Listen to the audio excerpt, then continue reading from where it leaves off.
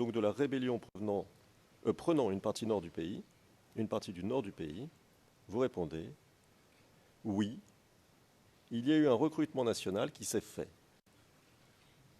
À la question savez-vous combien de personnes, vous répondez il y a eu 3000 jeunes à peu près.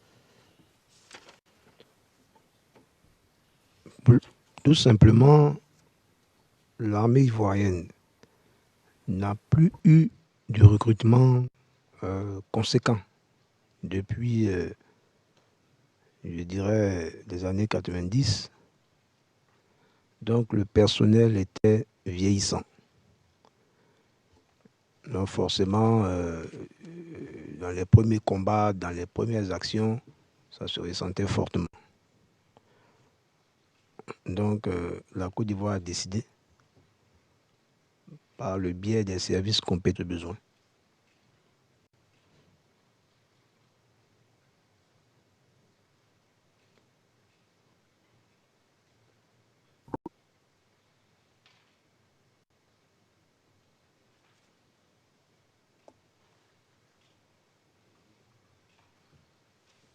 dont maîtrisait le gouvernement.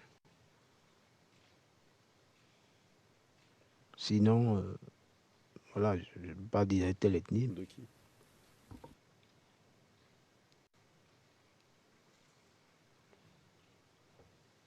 Sous le contrôle. Est-ce qu'à votre connaissance, les recrues qui venaient donc de la partie sud du pays sous contrôle gouvernemental étaient de toutes origines, de toutes ethnies? En tout cas, quand les 3000 ont été recrutés, il y avait de tout. Sans avoir eu un formulaire, il y avait de tout. Quand je dis de tout, toute la région de la Côte d'Ivoire avait ses fils dans les 900 que moi. Monsieur, de quand date votre première rencontre avec les enquêteurs du bureau du procureur? Vous allez pouvoir continuer cela, mais si jamais vous voulez mentionner un membre du bureau du procureur, vous pouvez, mais à ce moment-là, avant, je vous demanderai de nous le dire, de manière à ce qu'on passe en audience à huis clos partiel. Comme ça, vous n'aurez pas à le nommer, à l'identifier publiquement.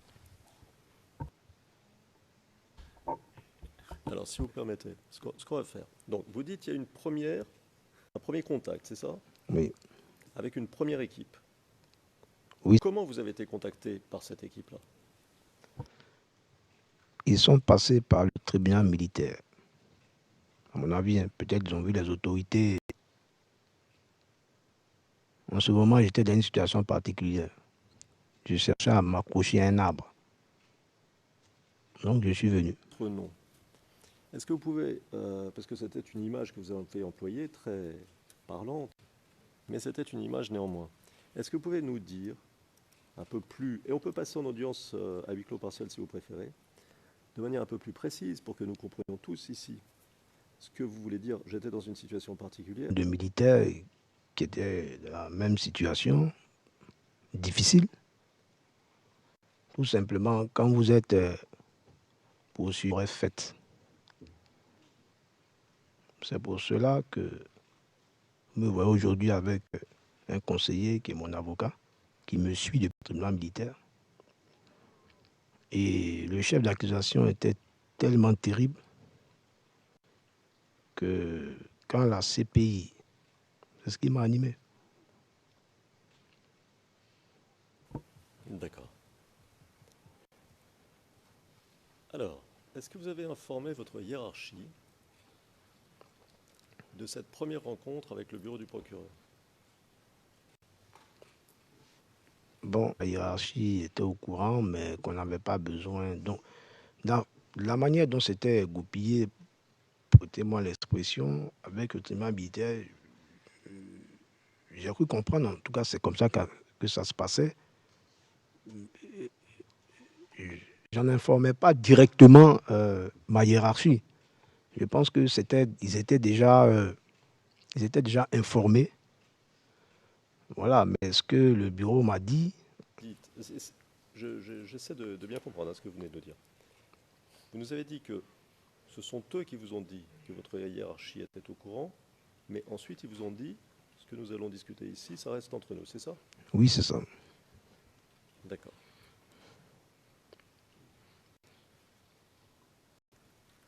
Ils ont déployé toute la batterie pour être rassurants. Et puis après, très rapidement, on est passé au vif du sujet, en me disant chaque fois que je n'étais pas obligé.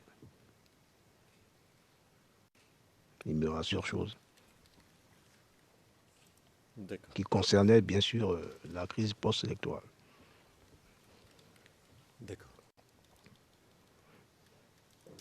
Étiez-vous assisté par votre avocat, dont vous venez de dire qu'il vous accompagne depuis cette époque-là, lors de cette première réunion?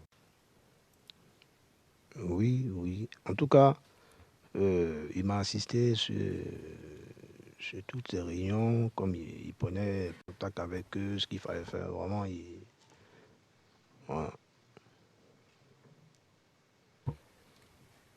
Même si il ne doit pas être là, mais il prend les précautions pour que ça se passe selon les règles de l'art. Enfin, je parle sous son contrôle. Mais il était là. Oui, mais il y a des moments, il n'était pas de bout en bout là, mais bon, D'accord. Alors ensuite, vous nous avez parlé d'une seconde réunion avec une autre équipe, c'est ça? c'est cela. Ouais. Et cette seconde réunion a eu lieu quand? Bon, il y en a eu, je crois, 3 ou 4. Donc, l'autre équipe, après, je l'ai plus revue. Et c'est la nouvelle équipe jusqu'à ce que j'ai cette dernière déposition. D'accord. Est-ce que vous vous souvenez plus ou moins des dates de ces 3 ou 4 autres réunions? Bon, ça va être difficile. En fait, bon, la dernière était en 2015. Je vais dire, s'il y en a eu 3 ou 4, bon, à peu près en moyenne chaque année, jusqu'en 2015. J'avoue que je ne pourrais pas préciser quelles sont les dates.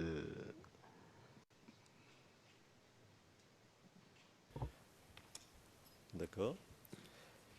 Est-ce que lors de chacune de ces réunions, vous avez signé une déclaration? Oui, à chaque réunion, oui, je signais.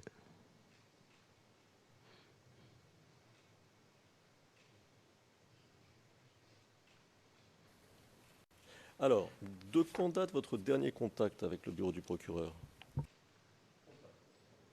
Contact, hein, pas nécessairement une réunion. Excusez-moi, j'aimerais savoir par rapport à mon déplacement ou bien. Le dernier contact, peu importe la raison. C'est avant de venir ici, c'est-à-dire, en tout cas, ce mois-ci, le dernier mois, c'était assez répété.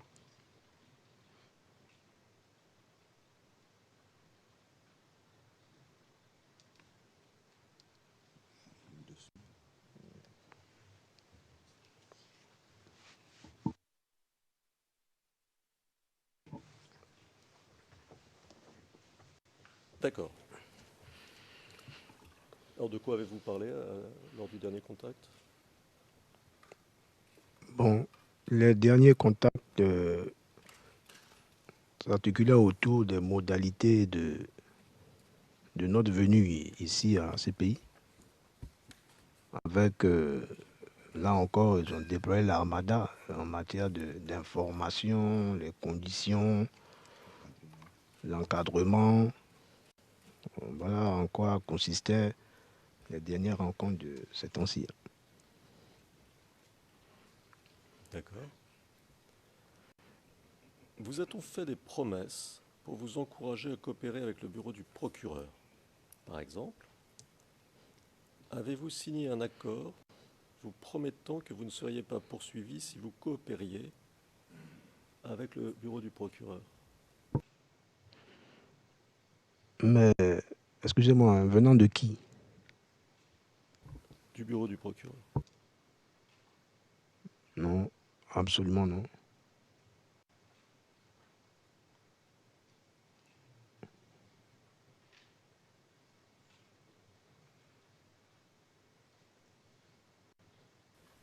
Avez-vous donné le nom d'autres témoins potentiels au bureau du procureur? En fait, tous les noms que j'ai pu citer sont dans ma déposition. Hormis ça, je n'ai pas donné d'autres noms. D'accord.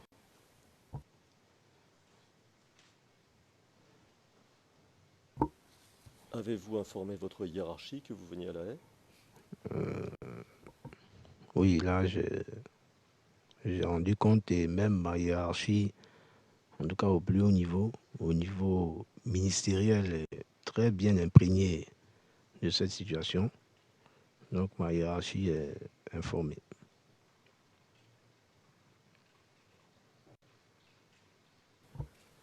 Euh, le compte-rendu écrit n'est pas encore là, donc je ne vais pas vous citer exactement, mais... Ah si, le voilà. Vous venez de dire...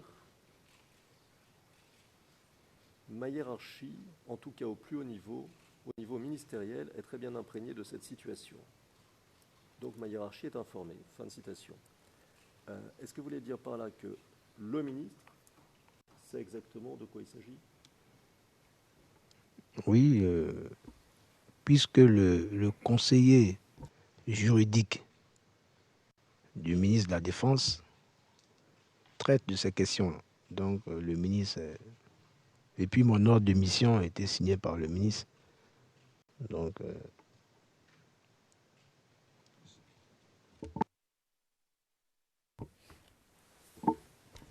Monsieur le témoin, je vous remercie.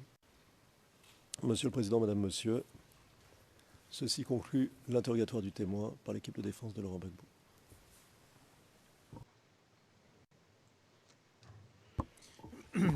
Thank you very much. Le Président, merci beaucoup.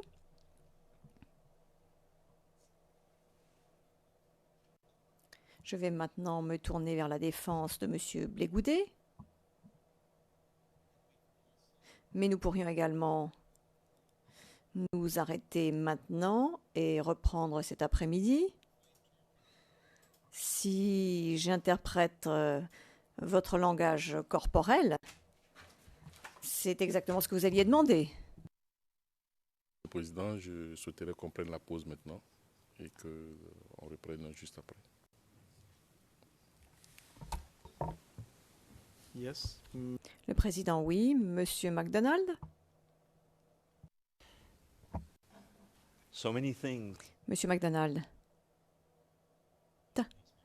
Il y a beaucoup de choses qui me traversent l'esprit maintenant. Je voudrais simplement informer la Chambre que nous allons poser des questions complémentaires et que ce serait donc beaucoup mieux de savoir combien de temps il faudra à la défense de M. Blégoudet pour pouvoir nous organiser. Et également, j'ai cru comprendre que, quoi qu'il se passe, il serait bon de savoir jusqu'à quelle heure nous pouvons siéger demain. Le Président, nous pouvons siéger jusqu'à 13 heures. Donc, nous avons tout le temps nécessaire. Monsieur MacDonald, merci. Le Président, êtes-vous à même de nous donner une estimation? Le Président, je pense que je n'aurai pas plus d'une heure, pas plus, sinon vraiment moins. Pas plus. Je parle certainement 20 minutes, 30 minutes, mais bon, pour ne pas, je dis une heure, mais pas plus.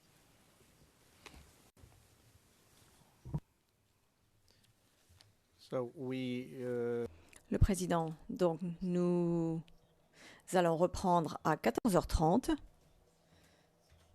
et nous aurons donc une séance de durée normale et dès que la défense de M. Blégoudet aura terminé, nous pourrons, donc le bureau du procureur pourra commencer à poser les questions complémentaires. Merci beaucoup. La séance est suspendue. La colonne, non